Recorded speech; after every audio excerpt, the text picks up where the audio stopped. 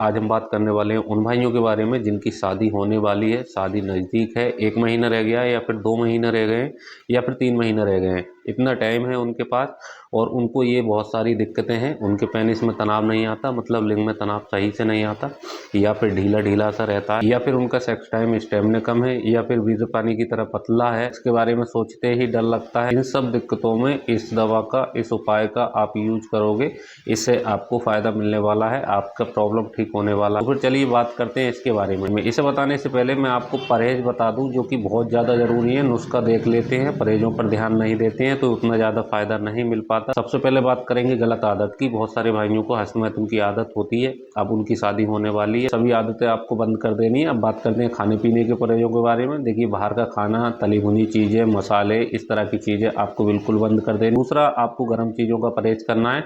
अंडा, चिकन, मछली, मटन वगैरह जो कि लोग शादी से पहले भर भर के खाते हैं, ऐसा बिल्कुल भी नहीं करना है। ये आपके शरीर में गर्मी बसा देता है, तो इससे थोड़ा दिक्कत होता है। वीर्य पानी की तरह पतला भी हो जाता है और सेक्सुअली बहुत ज़्यादा दिक्कत हो जाता है अगर आप ज़्यादा ही खाते हो। क्योंकि बहुत सारे लोग बोलते हैं कि ये सारी चीज़ें खाओ, शरीर में एनर्जी, ताकत वगैरह रहेगी, तो उचित मात्रा में खाना ही ठीक रहता है। ऐसा नहीं कि डेली, हर दिन, हर रोज़ इस तरह से बेवकूफ़ी होती है खाना। तो इस बात का आपको ध्यान रखना है। इसमें आपको खट्टी चीज़ों का भी परहेज करना है, नींबू, आम का अचार, इमली वगैरह।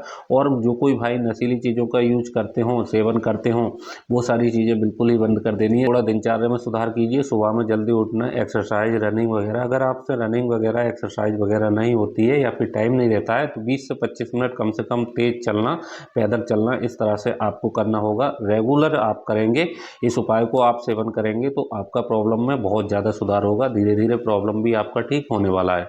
तो फिर चलिए बात कर लेते हैं इस उपाय के बारे में, इस नुस्खे के बारे में। नुस्खे को तैयार करने के लिए क्या क्या जड़ी बूटियां लेनी होंगी, कैसे इसको तैयार करना है और कैसे इसका सेवन करना है। जड़ी बूटियां मैं आपको बताऊं, 10-10 ग्राम की मात्रा में आपको लेना होगा। देखिए, अश्वगंधा नागौरी आपको लेना है 10 ग्राम की मात्रा में।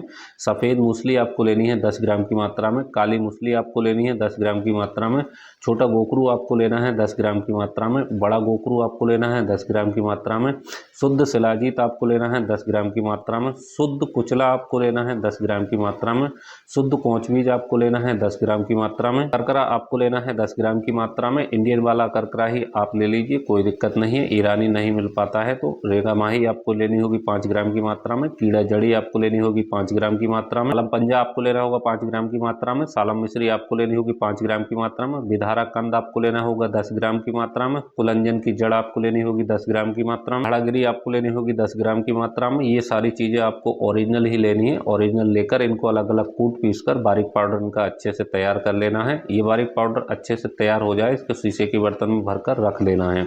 एक बात का आपको विशेष ध्यान रखना है, मिक्सी या फिर ग्राइंडर से एकदम ग्राइंड करके इसका नुस्खा नहीं बनाना है। इससे आयुर्वेदिक गुण जो है नष्ट हो सकते हैं। तो इसका सेवन आपको कैसे करना होगा, सुबह में खाना खाने के 30 मिनट बाद दूध के साथ में 5 ग्राम की मात्रा में लेना होगा। इसी तरह शाम का खाना खाने के बाद दूध के साथ में 5 ग्राम की मात्रा में लेना। इस तरह से इस नुस्खे का आपको सेवन करना है। अच्छे से आप यूज कीजिए। शादी से पहले 1 महीना आप यूज करके देखिए, आपको बहुत अच्छा परिणाम देखने मिलेगा। तो ये रही मेरी तरफ से कुछ जानकारी। वीडियो देखने के लिए धन्यवाद। Thank you for watching.